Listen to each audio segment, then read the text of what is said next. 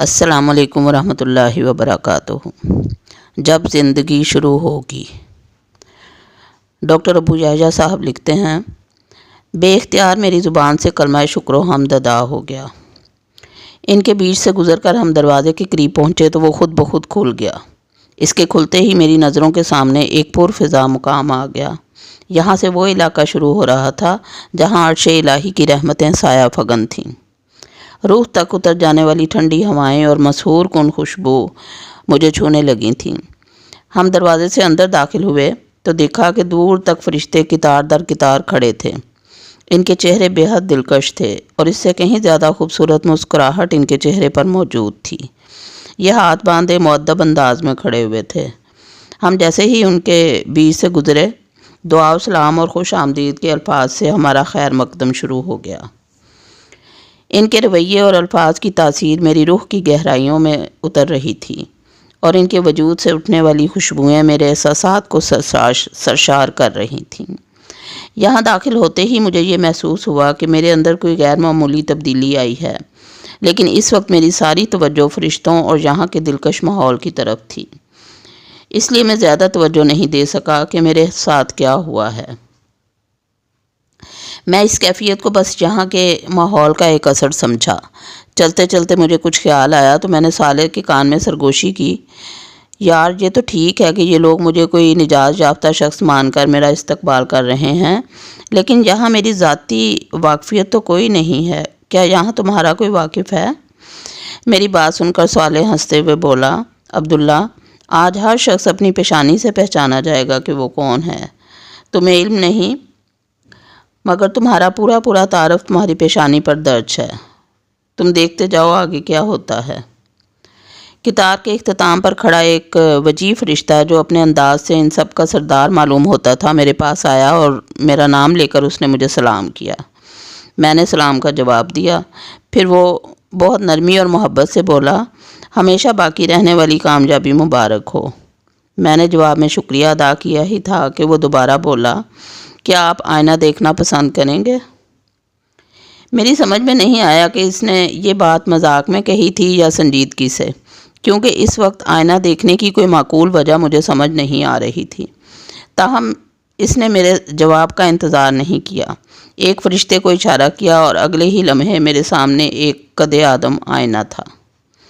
میں نے اس آئینے میں دیکھا اور مجھے یقین ہو گیا کہ اس نے میرے ساتھ مذاق کیا تھا، کیونکہ یہ آئینہ نہیں بلکہ ایک انتہائی خوبصورت اور زندگی سے بھرپور پینٹنگ تھی، جس میں ایک خوبصورت نوجوان بلکہ شہزادہ شاہانہ لباس زیب تن کیے کھڑا تھا۔ یہ تصویر کسی بھی اعتبار سے تصویر نہیں لگ رہی تھی، بلکہ یوں محسوس ہو رہا تھا کہ جیسے آئینے کے سامنے کوئی انسان زندہ کھڑا ہو۔ میں نے اس فرشتے کی طرف دیکھا اور مسکرا کر کہا، آپ اچھا مذاق کرتے ہیں، مگر پینٹنگ اس سے زیادہ اچھی کرتے ہیں۔ مصور تو آپ ہی معلوم ہوتے ہیں، لیکن اس میں ماڈل کون ہے؟ فرشتے نے انتہائی سنجیدگی سے میری بات کا جواب دیا، پینٹر تو المصور یعنی مالک ذوالجلال ہے، البتہ ماڈل آپ ہیں۔ اس کے بعد اس نے صالح کو اشارہ کیا، وہ میرے قریب آیا اور میرا سر گھما کر دوبارہ پینٹنگ کی طرف کر دیا۔ اس دفعہ پینٹنگ میں اس نوجوان کے ساتھ صالح بھی نظر آ رہا تھا۔ میں حیرت سے کبھی صالح کو دیکھتا، کبھی اس آئینے میں کھڑے دوسرے شخص کو، جس کے بارے میں ان دونوں کی متفقہ رائے تھی کہ یہ میں ہی تھا۔ مگر یہ میں تو نہیں، میں نے بلند آواز سے کہا۔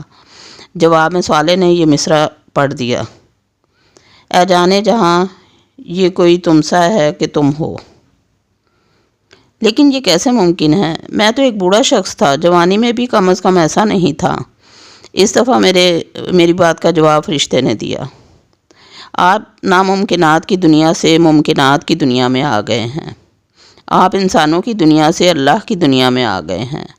آج ہر شخص ویسا نہیں دکھائی دے گا جیسا وہ دنیا میں دوسرے انسانوں کو نظر آتا تھا، بلکہ آج ہر شخص ویسا نظر آئے گا جیسا وہ اپنے مالک کو نظر آتا تھا، اور مالک کی نظر میں انسانوں کی صورت گری ان کے گوشت پوست پر نہیں بلکہ ان کے ایمان و اخلاق اور اعمال کی بنیاد پر ہوتی ہے۔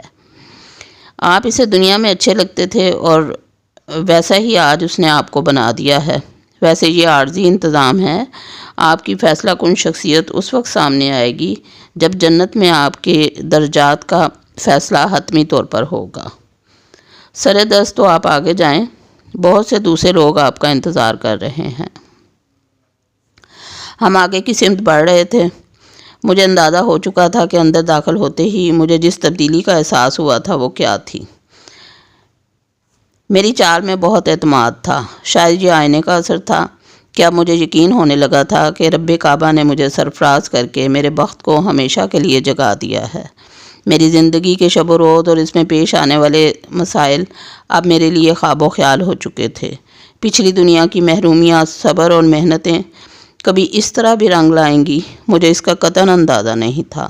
قرآن کریم اور حدیث میں اگلی دنیا کا بہت کچھ تعارف پڑا تھا، مگر آنکھ جو کچھ دیکھ سکتی تھی، کان سنتے اور حواس محسوس کر سکتے ہیں، وہ الفاظ سے شعور تک بہت کم منتقل ہوتا ہے۔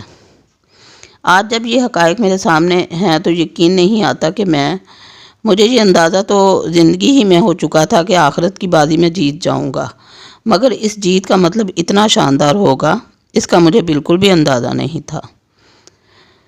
تمہیں ابھی پورا اندازہ نہیں ہوا ہے۔ صالح پتہ نہیں کس طرح میرے خیالات پڑھ رہا تھا۔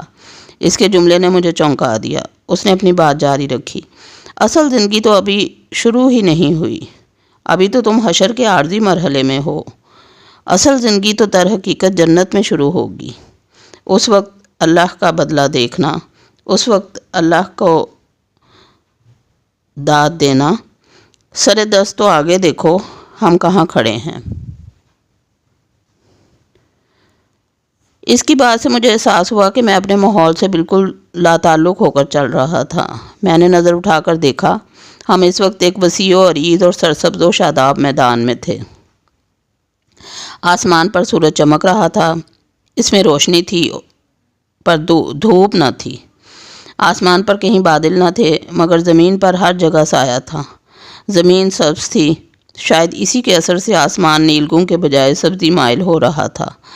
میدان کے وسط میں ایک فلک بوس پہاڑ تھا، محاورتاً نہیں حقیقتاً فلک بوس، کیونکہ اس کی چوٹی جہاں سے ہم کھڑے دیکھ رہے تھے آسمان میں پیوست لگ رہی تھی۔ فضا میں ہر طرف بھینی بھینی خوشبو مہک رہی تھی، خوشبو ہر اعتبار سے بالکل نئی مگر انتہائی مسحور کن تھی۔ ہماری سماعت ہمیں ان نعمتوں کا احساس دلا رہی تھی جو کانوں میں گھولنے والی موسیقی کے ساتھ چار سو بکھرے ہوئے تھے۔ مجھے یہ لگ رہا تھا کہ یہ خوشبو اور یہ موسیقی میری ناک اور کان کے راستے سے نہیں بلکہ براہ راست میرے اعصاب تک پہنچ رہی ہے۔ اس کی تاثیر میں مہک و آہنگ اور سکون و سرور کے ان عناصر اس خوبصورت تناسب سے یکجا تھے کہ مجھے اپنا وجود تحلیل ہوتا محسوس ہو رہا تھا۔ میں ایک جگہ رک کر کھڑا ہو گیا اور آنکھیں بند کر کے اس ماحول میں گم ہو گیا۔ صالح نے میرا انہماک دیکھ کر کہا، اس پہاڑ کا نام اعراف ہے، آؤ اس کے گرد چکر لگاتے ہیں، میں ساتھ ساتھ تمہیں یہاں کی ساری تفصیلات سے آگاہ کرتا رہوں گا۔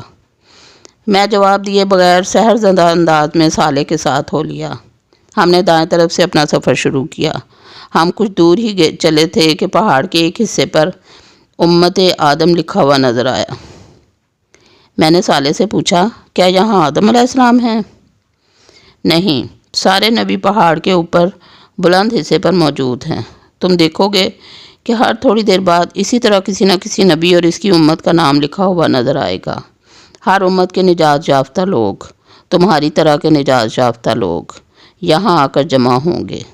اس نے جواب دیا، کیا مجھے امت محمدیہ صلی اللہ علیہ وآلہ وسلم کے کیمپ میں جانا ہوگا؟ اس پر میں نے اشتیاق سے پوچھا۔ صالح نے نفی میں سر ہلایا اور بولا، ان مقامات پر نجات یافتہ لوگ کھڑے ہوں گے اور روز حشر کے اختتام پر یہیں سے جنت میں جائیں گے۔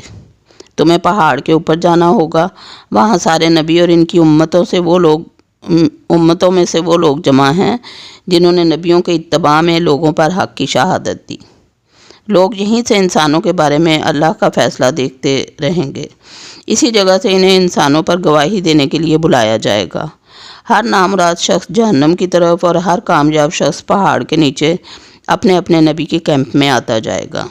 پھر ہر امت گروہ در گروہ یہیں سے جنت میں جائے گی۔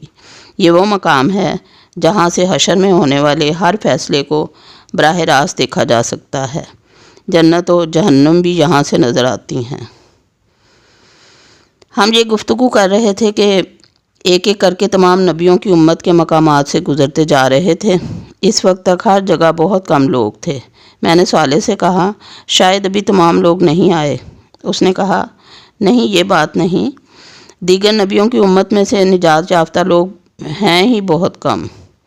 زیادہ تر لوگ بنی اسرائیل میں سے ہیں اور سب سے زیادہ امت محمدیہ صلی اللہ علیہ وآلہ وسلم میں سے ہیں۔ یہ دونوں کیمپ ابھی تک نہیں آئے ہیں، لیکن اس وقت تک وہاں بھی زیادہ لوگ نہیں ہیں، لیکن تھوڑی دیر میں ہو جائیں گے۔ آؤ اب اوپر چلتے ہیں، اس پہاڑ کا چکر تو بہت طویل ہو جائے گا۔ وما علینا الا البلاغ۔ اللہ حافظ۔